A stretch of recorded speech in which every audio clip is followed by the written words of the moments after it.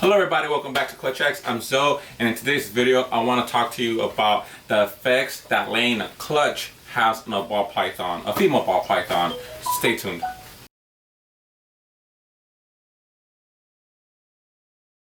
Alrighty guys, so before we get into this video, I just want to say that the video right before this one was actually filmed about a month and a half ago.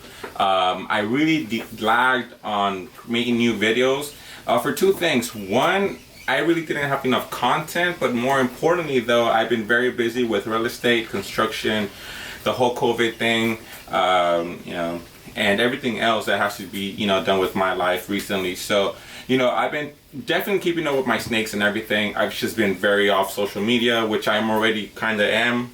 Not, big social media person, but even more so. But we're hoping to keep dropping videos every week. As of today, I already have 3 other videos that are getting edited, so we're able to drop consistently for over like a month at least, and then just keep going. I mean, I definitely don't want to make this a habit of where I disappear from YouTube months at a time. So getting that out of the way, what I want to do is start off by showing you guys my female that actually laid a clutch. Now, in the previous video that was filmed about a month and a half ago, I talked about this particular female, and it's going to be very interesting to see the people that comment on it, to see if they even commented about it, to see if they actually got it right or what ended up happening with that. So that's why I'm still dropping the previous video. So this female was a pastel het pied. I really thought she was going to regress, and it actually she actually went through all the way. She had 4 healthy eggs, and I was super excited. That was my first clutch ever. There was, oh man, I don't even want to get to it too much because I'm gonna just ramble about it, but truthfully, man, it was one of those things where I really felt accomplished. This process to today has been about a 2.5-year journey. I never thought, like, I invested so much into it, not money wise, but just like a lot of my time and effort to create a snake room, build cages, buy rodents, and learn about snakes and the whole thing. So it really does feel like I just completed like a 4-year a 4-year term at a university or something, man, because the amount of effort that it takes to actually get to this point is quite a lot, which I'm actually going to make another video talking about that shortly, because it's really mind-blowing how much effort it actually takes to get to this point, which I'm sure most of you guys know, but maybe some people might be contemplating the idea of actually submerging themselves in this hobby. So this is the actual girl that laid for me. She laid 4 eggs, like I said, and I'm really happy. So first thing that I did, maybe in case somebody ever gets a bad clutch, is that I made sure that no eggs were still in her system. So I kind of palpated to make sure that it was a full hollow cavity all the way through, which it was. And there was no doubt in my mind, there's no slugs in here, there's nothing left in here, it's really just her. And after seeing her, my first like, holy shit, like, she laid and I actually held her. The weight difference is crazy. Like, I mean, I always knew that obviously having a clutch would make the ball python lose weight. I mean, they stop eating, they get all the energy to developing eggs, but to actually see her so thin, like, it's crazy. Like, it's crazy. It's almost, she hasn't ate. She has laid now. It's been about 6 days since she laid. I'm waiting a full week before I try to offer her food. I changed her cage. I put her in a new tub, new lining, took her a bath to get that scent of eggs and all that out of her system, try to help her go back on feed.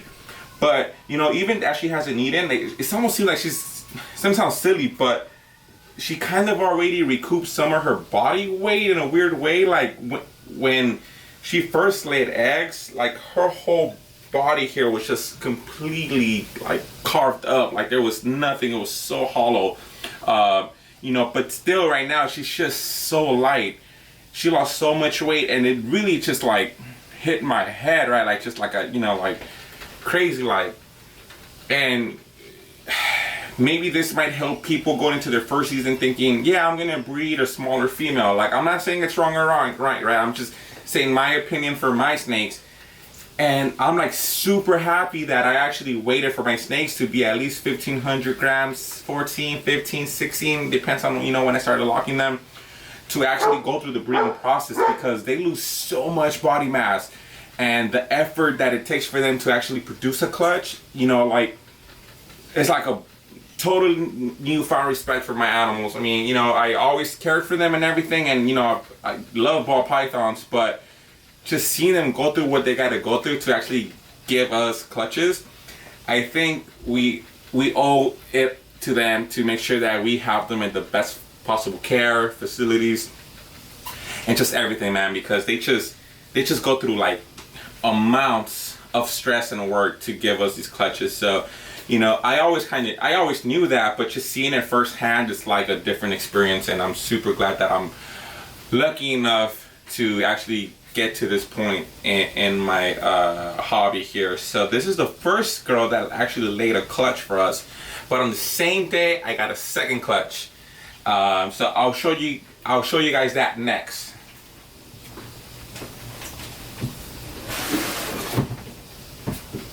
And in true Clutch X, you know,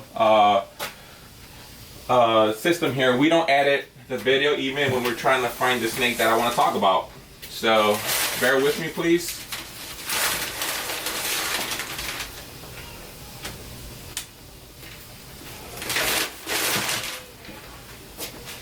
Alright guys, so this is actually the second female that went for us, or first, I don't know. When I came in here, it was a Sunday night, I opened both tubs and they both had clutches. So that was really like, you know, I'm panicking as crazy panicking, trying to, like, you know, get the light diffuser, because I completely forgot to get the light diffuser. And then I'm like, oh shit, scrambling, go to Home Depot, come back. You know, I did the whole sponge thing, and you know, like, I set it up, I'm like super happy, you know. And then I'm like, okay, well, time to check the next tub, right? I completely forgot to keep checking.